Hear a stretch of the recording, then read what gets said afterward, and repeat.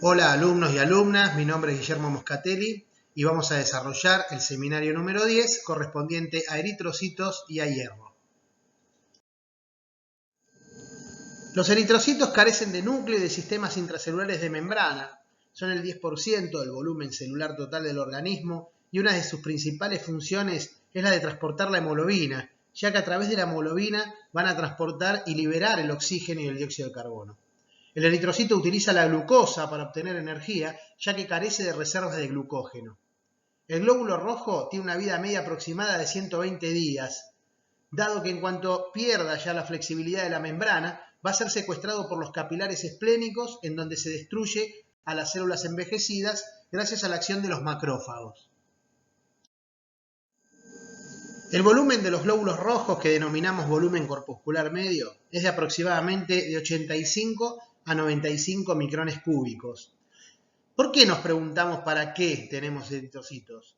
La idea es mantener la forma y flexibilidad de los glóbulos rojos, mantener las concentraciones de iones mediante la bomba sodio-potasio ATPasa, y una de las cosas más importantes es mantener el hierro en estado ferroso, debido a que el estado férrico es incapaz de fijar el hierro en la hemoglobina.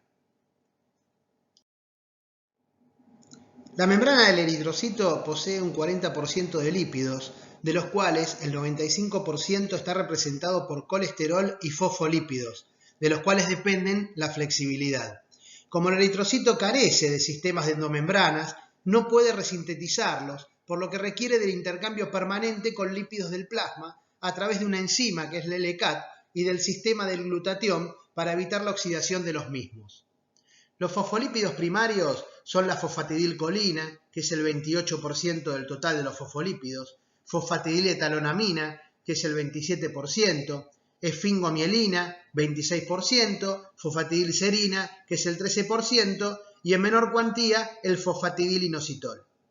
Estos fosfolípidos están distribuidos en forma asimétrica, lo que parece ser importante para mantener la homeostasis. Los glucolípidos y el colesterol están intercalados entre los fosfolípidos. Con respecto a las proteínas de membrana, que son el 52% de su constitución, forma parte de un sistema que colabora en mantener la forma bicóncava del eritrocito. Y esto tiene dos ventajas, que el eritrocito al deformarse puede atravesar capilares de 2 micrones de diámetro y que debido a que el oxígeno es poco difusible se aumenta la relación área-volumen y se reduce la distancia de difusión para el gas, permitiendo la saturación casi total de la hemoglobina. La membrana del eritrocito contiene alrededor de 15 proteínas mayores y cientos de menores.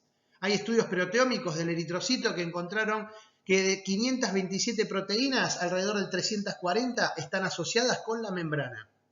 De las proteínas integrales, que son las que están arraigadas firmemente, distribuidas a través de la bicapa lipídica y son las que interactúan con los lípidos hidrofóbicos, podemos encontrar las glicoforinas, las proteínas del sistema RH, proteínas transportadoras como la banda 3.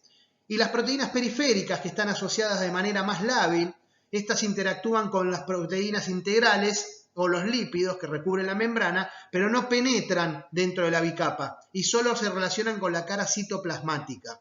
En estas podemos encontrar las proteínas estructurales del esqueleto, como espectrinas, anquirina, actina, proteína 4.1 y la proteína 4.2. Resumiendo las principales funciones del eritrocito, destacamos el transporte de la hemoglobina, mantener el estado funcional de la hemoglobina.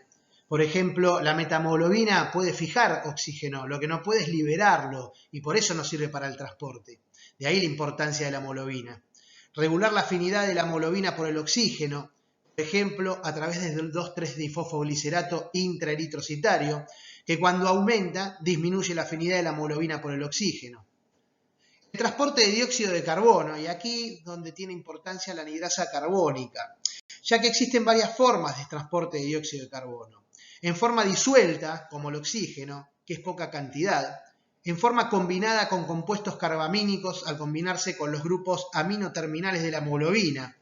El dióxido de carbono unido a hemoglobina no es más del 2% del dióxido de carbono venoso, por lo que la relevancia fisiológica es mucho menor y además su unión a la hemoglobina no modifica la afinidad del oxígeno, sino que lo hace a través del efecto Bohr, generado por la reacción de la anhidrasa carbónica y la disociación del ácido carbónico. La mayor parte del dióxido de carbono difunde hacia el interior del glóbulo rojo. En el interior del glóbulo rojo se combina con agua para hidratarse y producir ácido carbónico, que se va a disociar luego en hidrogeniones y bicarbonato, como podemos observar en la siguiente reacción. En la formación de bicarbonato participa la enzima anidrasa carbónica, de ahí tan importante dentro del glóbulo rojo. Es una enzima que se encuentra tanto en plasma como en el glóbulo rojo, pero solo en el glóbulo rojo la concentración es mucho mayor y cataliza la reacción a una velocidad más elevada. El bicarbonato, una vez formado, se desplaza al plasma, siendo transportado en sus 3/4 partes como bicarbonato plasmático y solo 1/4 permanece en el eritrocito. Aproximadamente el 95% del dióxido de carbono es transportado de esta manera. Cuando la concentración de estos iones asciende dentro del glóbulo rojo, el bicarbonato difunde hacia el exterior, pero el protón no puede hacerlo con facilidad porque la membrana del eritrocito es relativamente impermeable a los cationes mono y divalentes. Y otra función importante es el reservorio de nitrito y dióxido nítrico plasmático. El eritrocito tiene funciones a nivel de la hemostasia, estimulando la síntesis de tromboxano A2 en las plaquetas, que es un potente agregante plaquetario, estimulando la liberación plaquetaria, el reclutamiento plaquetario, de esa manera aumentando la interacción de plaquetas con la pared vascular, ya que cuando aumenta el número de glóbulos rojos, los glóbulos rojos van a circular por el centro del vaso, desplazando a las plaquetas hacia la pared endotelial, con el riesgo de la activación plaquetaria y daño endotelial, con la posibilidad de generar trombosis. Y también libera ADP, que el ADP es un activador plaquetario. Entonces, sumando todas estas funciones, podemos decir que las funciones del eritrocito a nivel de la hemostasia es tener función hemostática, función protrombótica. El eritrocito utiliza la glucosa para obtener energía, ya que carece de reservas de glucógeno. Debido a que el glóbulo rojo carece de mitocondrias, utiliza una vía principal que es anaeróbica para producir compuestos de alta energía y 3 vías auxiliares que mantienen la función de la hemoglobina.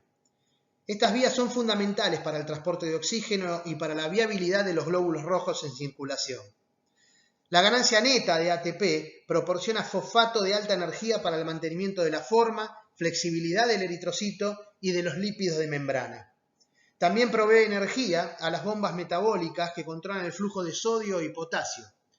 La bomba de sodio-potasio ATPasa es la encargada de mantener el sodio intracelular bajo y el potasio alto, con una relación de intercambio 3:2. Tiene una importante función en el mantenimiento del pH citosólico, la homeostasis iónica y la osmolaridad celular. La calcio ATPasa es activado por la calmomodulina. Extrae calcio de la célula y así mantiene concentraciones intracelulares muy bajas, lo que la protege de los múltiples efectos deleterios del calcio, vesiculización de la membrana, proteólisis y la deshidratación celular.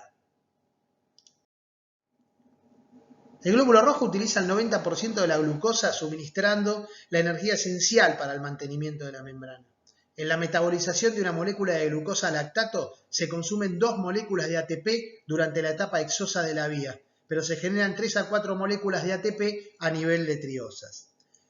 La ganancia neta de ATP lo que hace es proveer energía para las bombas de transporte activo de la membrana. En la glucólisis, anaerobiosis, el 1,3-DPG se convierte en 3-fosfoglicerато con ganancia de un ATP. 2 por cada molécula de glucosa, ya que se producen 2 moléculas de 1,3-difosfoglicerato. Luego se va a formar el 2,3-DPG, el 2,3-difosfoglicerato, a partir de 1,3-DPG, y luego la pérdida de un fosfato del 2,3-DPG que reentra en el camino glucolítico como 3-fosfoglicerato. En esta reacción no se genera ATP. La vía oxidativa acopla el metabolismo oxidativo con la reducción del nucleótido de piridina, TPN o NADPH, y el glutatión. La actividad de esta vía aumenta con la mayor oxidación del glutatión. El GSH, que es el glutatión reducido, tiene efecto oxidante que se utiliza para detoxificar al peróxido de hidrógeno. Pero para su oxidación necesita la glutatión reductasa requiriendo del NADPH, que cataliza la reducción de GSSG a GSH. Los eritrocitos, por ejemplo, que tienen déficit de glucosa 6-fosfato deshidrogenasa, no generan NADPH en cantidades normales. Cuando esta vía es deficiente, la cantidad de glutatión reducido se vuelve insuficiente para neutralizar los oxidantes, provocando la desnaturalización y precipitación de la globina que se agrega dentro de la célula, generando los cuerpos de Heinz. Esto hace que estas células sean destruidas por el sistema monocito macrófago del vaso, provocando la destrucción oxidativa de los glóbulos rojos. El óxido nítrico es sintetizado por acción de la óxido nítrico sintetasa endotelial, por oxidación de la L-arginina. La óxido nítrico sintetasa endotelial es la tipo 3, la que denominamos heno, que figura acá en la diapositiva. Si bien el heno está activa constitutivamente, su actividad puede ser incrementada por distintos factores, como por ejemplo la hipoxia. Una vez sintetizado el óxido nítrico, difunde hacia las células musculares lisas por difusión, estimulando la guanilato ciclasa, la cual aumenta los niveles de GMP cíclico y produce la relajación del músculo liso, provocando la vasodilatación. Normalmente el glóbulo rojo sufre a lo largo de su vida 3 tipos de estrés, y eso es lo habitual: el estrés energético, el estrés oxidativo y el estrés osmótico. El estrés energético, ¿qué es lo que le genera? O sea, habitualmente lo que hace es reducir el ATP, que disminuye la actividad de la bomba calcio-ATPasa, provocando que no salga el calcio, aumentando el calcio en el citosol, activando la proteína quinasa C que fosforila proteínas, permitiendo mayor ingreso de calcio. El estrés oxidativo es la disminución del glutatión, que aumenta la permeabilidad del calcio por el canal de cationes con entrada de calcio al eritrocito, aumentando el calcio intraeritrocitario. Y el estrés osmótico es la activación de la fosfolipasa 2 vía ácido araquidónico, disminuyendo los niveles de prostaglandina E2, activando canales catiónicos de calcio, canales de potasio sensible a calcio, con pérdida de cloruro de potasio, hiperpolarización y disminución del voltaje celular, con vesiculización y traslocación de los fosfolípidos de la membrana, exponiendo fosfolípidos del interior al exterior por una escramblasa sensible a calcio y por inhibición de una aminotraslocasa sensible a calcio dependiente de ATP.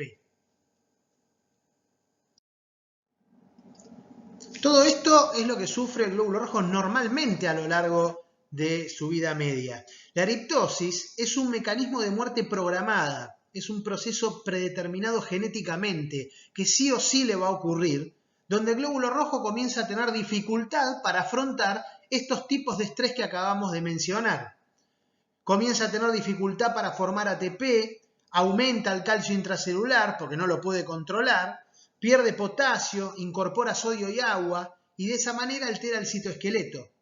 En resumen, al sufrir todos estos cambios debido a la vida media que ya no puede controlar, deja de responder a estos tipos de estrés, determinando así la muerte del glóbulo rojo. En este proceso no hay ruptura de membrana celular ni liberación de material intracelular. Se caracteriza fundamentalmente por la pérdida de asimetría de la membrana celular, la reorganización de los fosfolípidos, la exposición, repetimos, de los fosfolípidos del interior al exterior, sobre todo la fosfatidilcerina, a la superficie celular, lo que genera es que sea más sensible para ser removido por los macrófagos. Y una vez que el macrófago lo capta, se va a realizar el catabolismo del hemo. Y el hemo se va a dividir en sus dos principales componentes, que es la protoporfirina y el hierro. Esta protoporfirina va a ser transformada en biliverdina y la biliverdina va a ser transformada finalmente en bilirrubina indirecta. La bilirrubina indirecta va a ser conjugada y eliminada a través de la bilis. De acá es importante recordar por qué motivo cuando uno tiene una destrucción exagerada de eritrocitos, o sea, una hemólisis, una de las principales marcadores de laboratorio es la elevación de la bilirrubina indirecta.